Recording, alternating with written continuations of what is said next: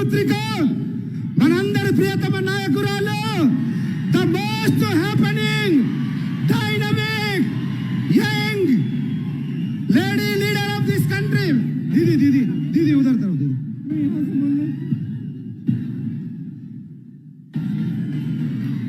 जय बोलो तेलंगाना कौन सीधे कोरता हूं जय बोलो तेलंगाना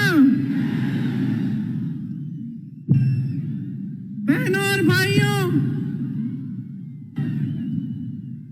आप इतनी बड़ी तादाद में आज यहाँ आए हैं गर्मी में मेरा इंतजार किया है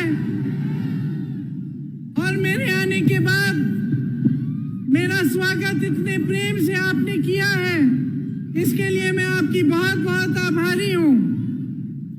श्री माणिकराव ठाकरे जी, श्री रेवंत रेड्डी जी, श्री भट्टी विक्रमार्का जी, श्री उत्तम रेड्डी जी, श्री जीवन रेड्डी जी, श्री जाना रेड्डी जी, श्री हनुमंतराव जी, श्री पोनल्ला लक्ष्मैया जी, मोहम्मद अजहरुद्दीन जी, श्री बलराम नायक जी, श्रीमती रेणुका चौधरी, श्री अली शब्बीर जी, सी तक्का जी,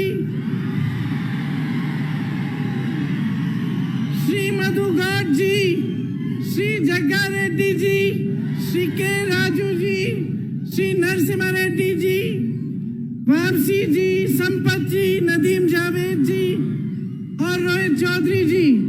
यहाँ पर उपस्थित मंच पे सारे कांग्रेस पार्टी के नेतागण, पदाधिकारी और यहाँ पर जितने भी उपस्थित कांग्रेस पार्टी के कार्यकर्ता हैं, आप सबका इस सभा में बहुत बहुत स्वागत।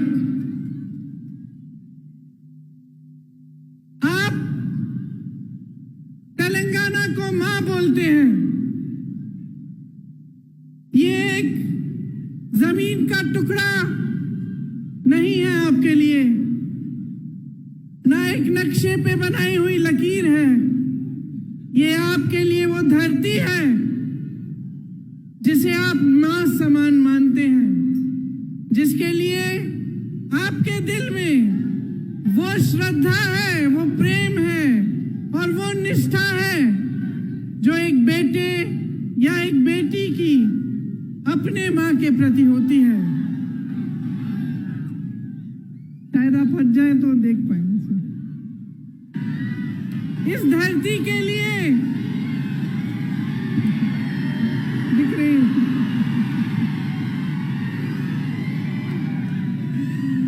इस धरती के लिए सैकड़ों लोगों ने कुर्बानी दी। वीर श्रीकांताचार्य और सैकड़ों अमर वीरों ने तेलंगाना के लिए एक सपना देखा था और उस सपने के लिए उन्होंने अपना जीवन दिया।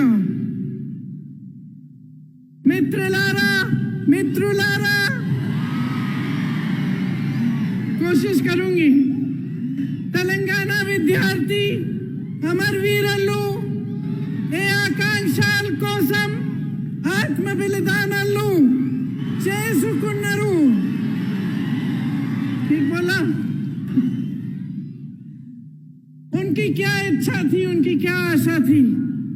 उनकी इच्छा थी, उनकी लड़ाई थी कि यहाँ के युवाओं के लिए रोजगार बने, कि आने वाली पीढ़ियों को अपना पूरा हक मिले, उनके साथ ज्यादती न हो।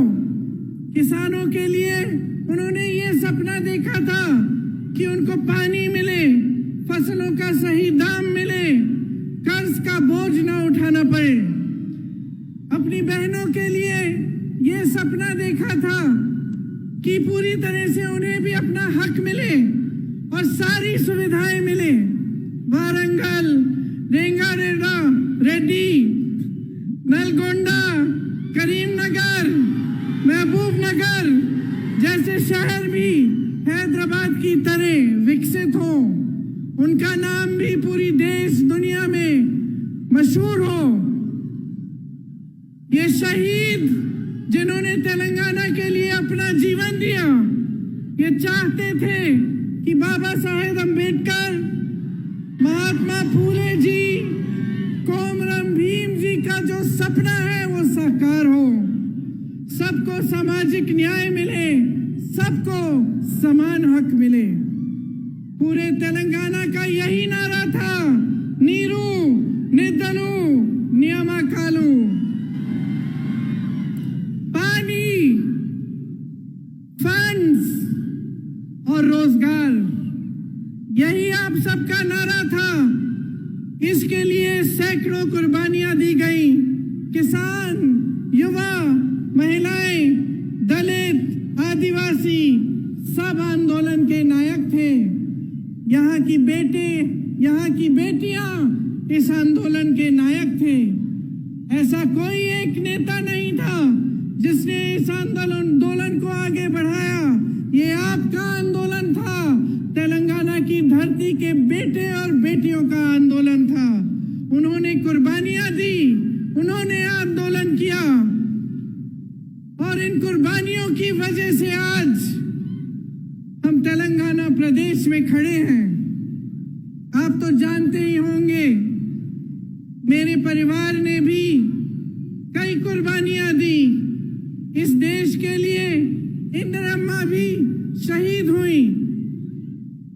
मिट्टी के लिए कुर्बान होने का मतलब क्या होता है, ये मैं जानती हूं, मेरा परिवार जानता है और समझता है। जब हम सब कहते हैं कि किसी शहीद की कुर्बानी व्यर्थ नहीं होनी चाहिए, तो इसका मतलब क्या होता है, मेरे परिवार के सदस्य जानते हैं। और यहाँ तेलंगाना में एक एक पुरुष, एक एक महिला जानती है, क्योंकि आप में से हजारों लोगों ने यही कुर्बानी दी अपने प्रदेश के लिए और अपने देश के लिए। कुर्बानियां एक विचार के लिए दी जाती हैं। दिल में जो इंसान जिस चीज में विश्वास करता है, जिसके लिए लड़ता है, उसके लिए कुर्बानी दी जाती है।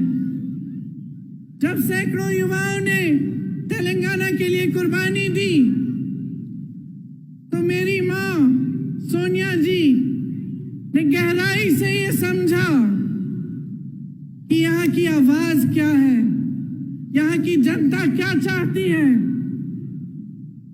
और मुझे याद है कि एक सरल निर्णय नहीं था, एक तरह से एक मुश्किल निर्णय था, क्योंकि अगर सोनिया जी उस समय सत्ता के बारे में सोचती या अपनी पार्टी के लिए राजनीति के बारे में सोचती, तो शायद ये निर्णय नहीं ले पाती। लेकिन सोनिया जी ने आपके बारे में सोचा, आपकी इच्छा के बारे में सोचा, जो आंदोलन आपने बनाया था उसके बारे में सोचा, जो आप चाहते थे उसको सुना, समझा और तभी ये निर्णय लिया गया। तेलंगाना जब बना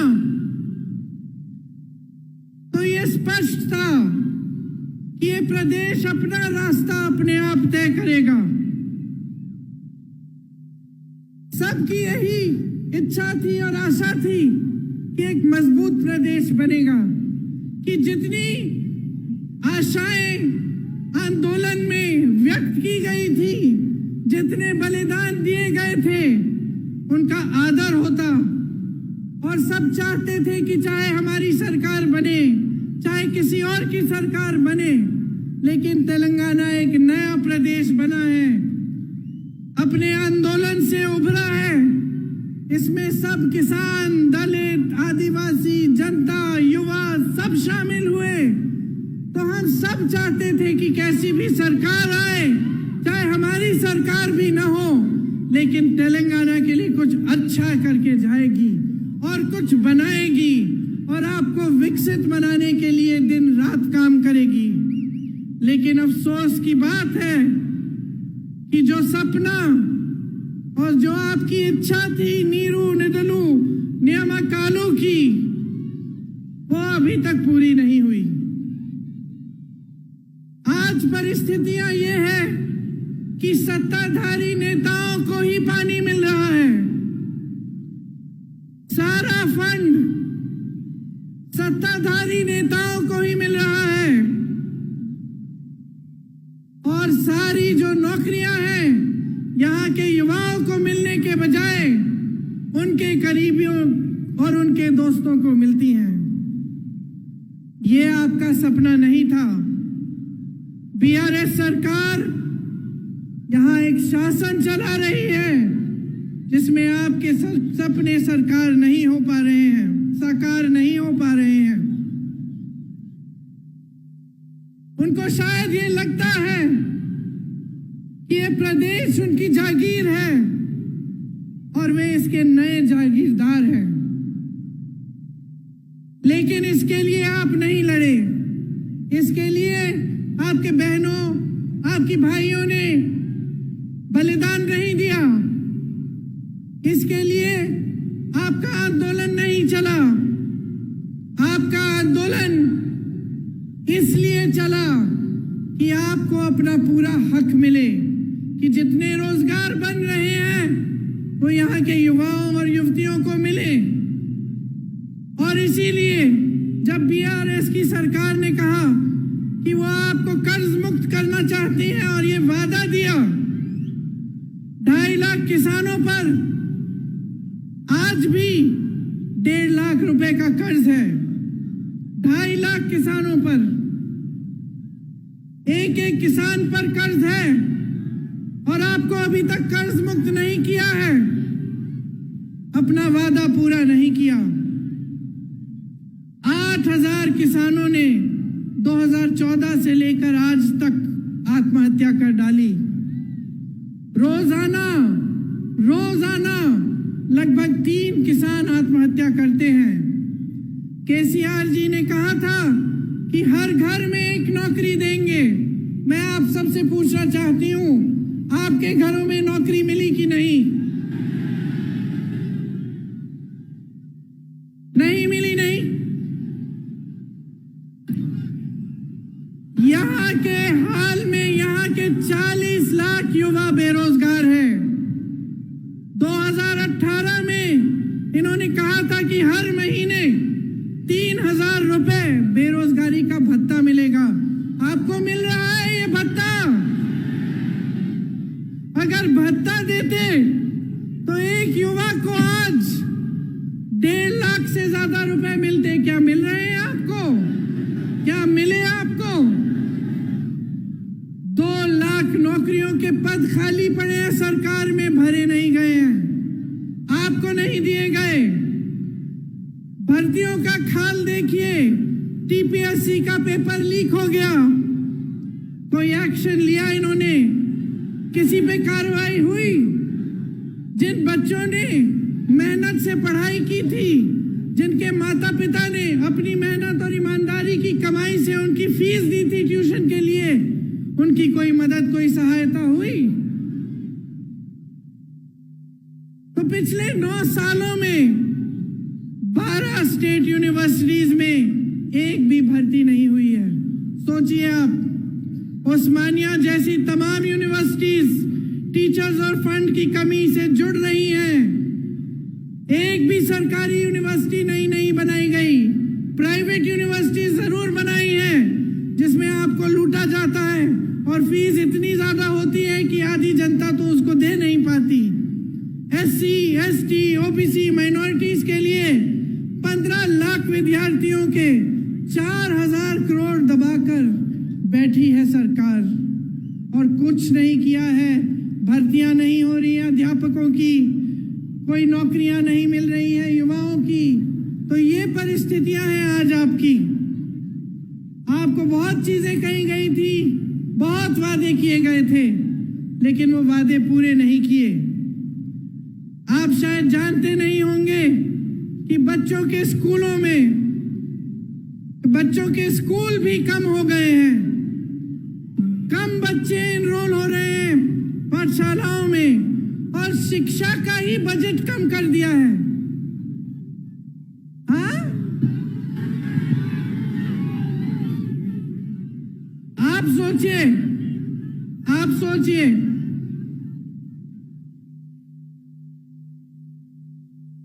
एक एक व्यक्ति पर कहीं ना कहीं से कर्ज है।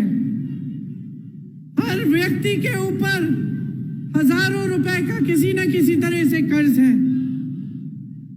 आपका पैसा सारा कहां गया? आपकी संपत्ति कहां गई? जो बड़े बड़े सपने आपको दिखाए थे, जो आपकी आशाएं थी, जिसके लिए आपने आंदोलन किया, अपना एक नया प्रदेश बनाया, उन आशाओं का क्या हुआ? आपको एक ऐसी सरकार मिली जिसने आपके सपने तोड़े।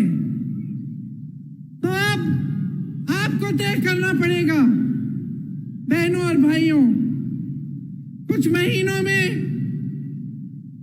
यहां पे भी चुनाव आएगा। मैं हर रोज पिछले 2 हफ्तों से कर्नाटका में प्रचार के लिए जा रही हूं। आज आखिरी दिन है।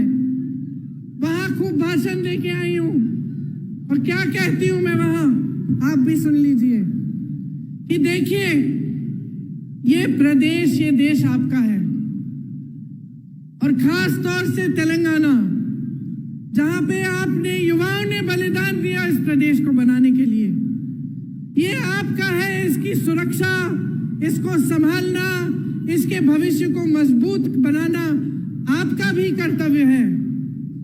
सबसे बड़ी जिम्मेदारी आपकी है। जब आप एक सरकार को चुनते हैं तो अगर आप जागरूक नहीं बनते, अगर आप ये नहीं देखते कि इस सरकार ने हमारे लिए क्या किया, कैसी स्कीम्स बनाई, हमारी आज परिस्थितियां कैसी हैं, पहले से सुधरी हैं कि पहले से ज्यादा मुश्किल परिस्थितियों में हैं हम, और उस जागरूकता के साथ आप नई सरकार नहीं चुनेंगे, तब नुकसान किसी नेता का नहीं होगा बहनों और भाइयों, नुकसान आपका होगा। नुकसान मेरी बहनों आपका होगा, आपके बच्चों के भविष्य का होगा। तो ये चीजें बहुत गहराई से आपको समझनी चाहिए। आपने अपना पूरा आंदोलन देखा।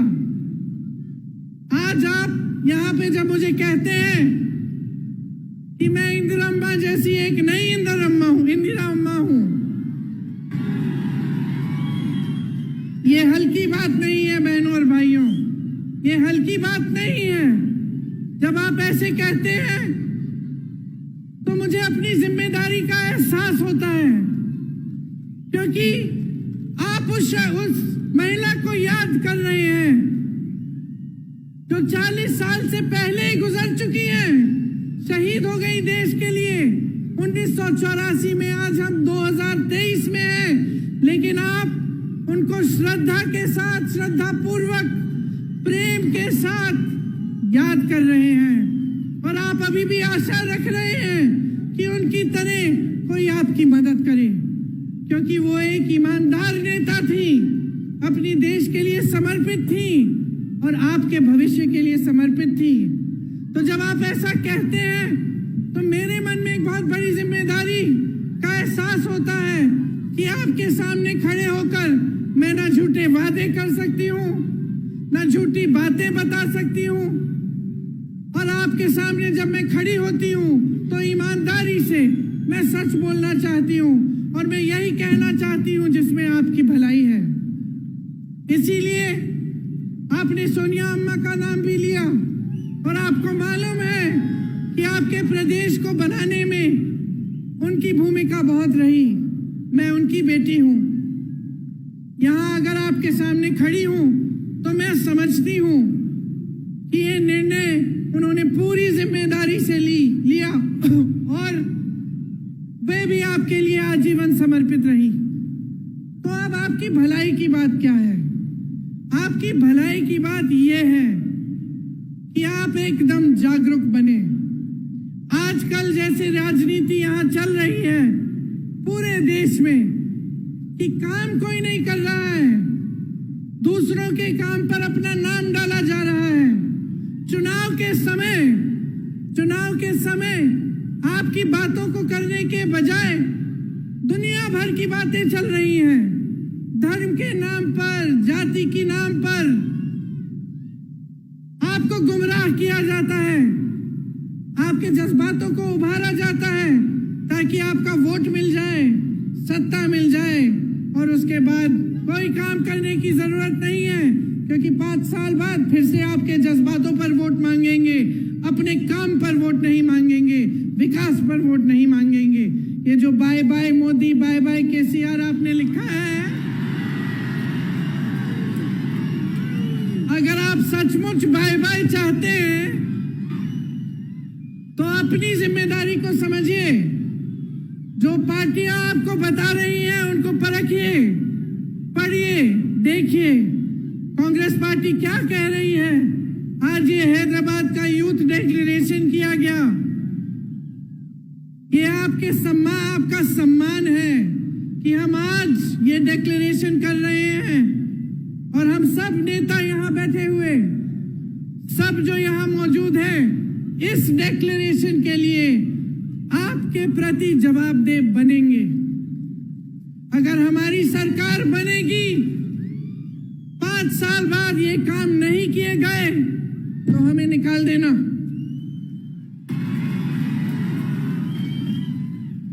क्योंकि आज अगर हम सब ये इस मंच में बैठे हैं तो आपने बिठाया है, आपने बिठाया है, और इसका एहसास हम सबके दिलों में होना चाहिए। इस यूथ डिक्लेरेशन में ये कहा हमने कि आंदोलन में शहीद परिवारों के लिए, शहीदों के परिवारों के लिए एक सदस्य को जरूर सरकारी नौकरी मिलेगी। हम ये भी कह रहे हैं कि शहीदों के माता पिता या उनकी पत्नियां को 25,000 रुपए की मासिक पेंशन दी जाएगी। 2 लाख सरकारी पद जो आज खाली पड़े हैं, इनको 1 साल के अंदर अंदर हम भरना चाहते हैं और इसका पूरा प्रयास करेंगे। जो SC, ST, OBC का बैकलॉग है भर्तियों में, इसको हम पूरा करेंगे। भर्ती के लिए हर साल एक जॉब कैलेंडर बनाया जाएगा। इसमें आपको पता चलेगा कि भर्ती के इम्तिहान कब है और इनके रिजल्ट कब आएंगे, ताकि स्कैम्स और घोटाले कम हो। बेरोजगार युवाओं के लिए हर महीने 4,000 रुपए बेरोजगारी भत्ता हम कह रहे हैं देंगे। और ये उस तरह का भत्ता नहीं होगा जो आज तक आपने देखा नहीं है, जो केसीआर जी ने आपको वादा करके बताया था।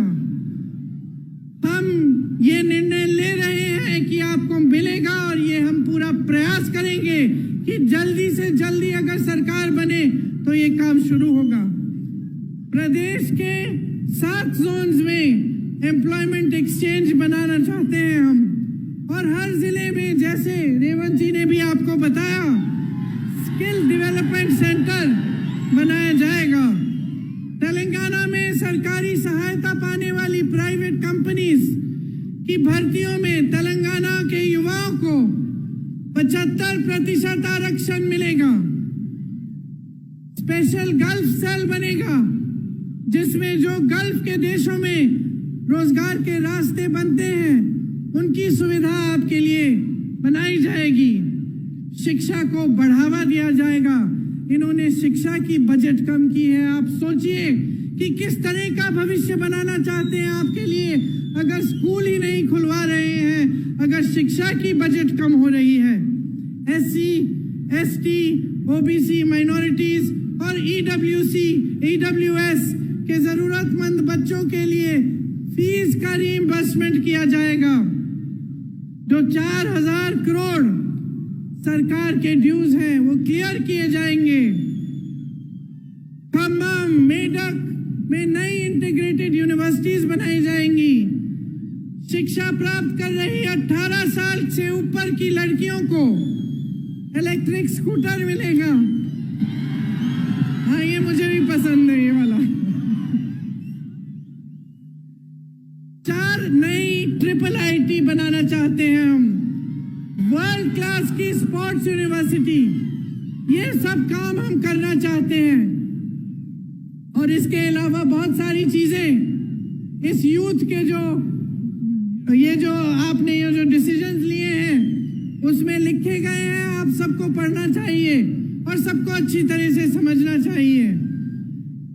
तो अंत में मैं सिर्फ इतना कहना चाहती हूं कि अगर आज आपको अपने भविष्य को बचाना है, अपने प्रदेश को आगे बढ़ाना है, अपने देश को गलत तरह की राजनीति से बचाना है और एक ऐसी राजनीति स्थापित करनी है जिसके लिए जनता सर्वोपरि है, तो आपको जागरूक बनना एकदम सबसे ज्यादा महत्वपूर्ण चीज यही है। आपको जागरूक बनना पड़ेगा। मैं यही मांगने आई हूं आपसे, बार बार आपसे मिलती रहूंगी, बातें करती रहूंगी और मेरी इच्छा यही है कि जो सपने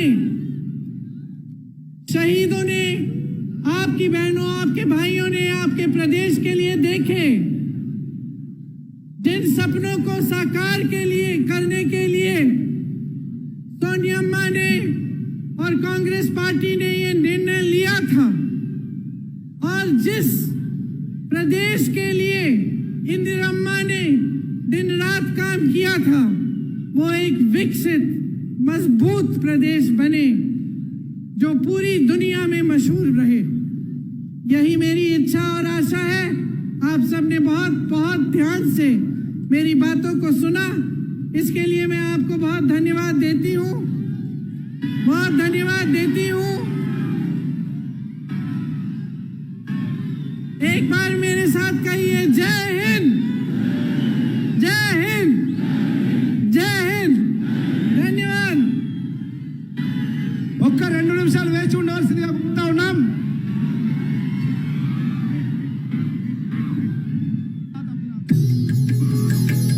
మళ్ళీ వస్తుంది, వేదిక మీదకి వస్తుంది. దయచేసి 2 నిమిషాలు ఆగాలి.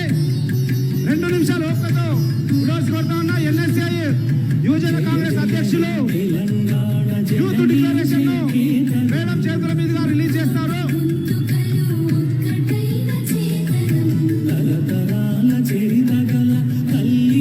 యూత్ కాంగ్రెస్ ఎన్ఐ చేతుల మీదుగా రిలీజ్ చేస్తారు. Madam is coming. మేడం మళ్ళీ వస్తుంది. 2 నిమిషాలు వేచి ఉండవలసిందిగా కోరుతా ఉన్నాం. విద్యార్థి యువజన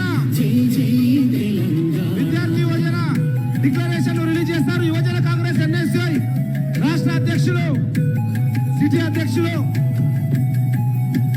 విద్యార్థి యువజన డిక్లరేషన్. గట్టిగా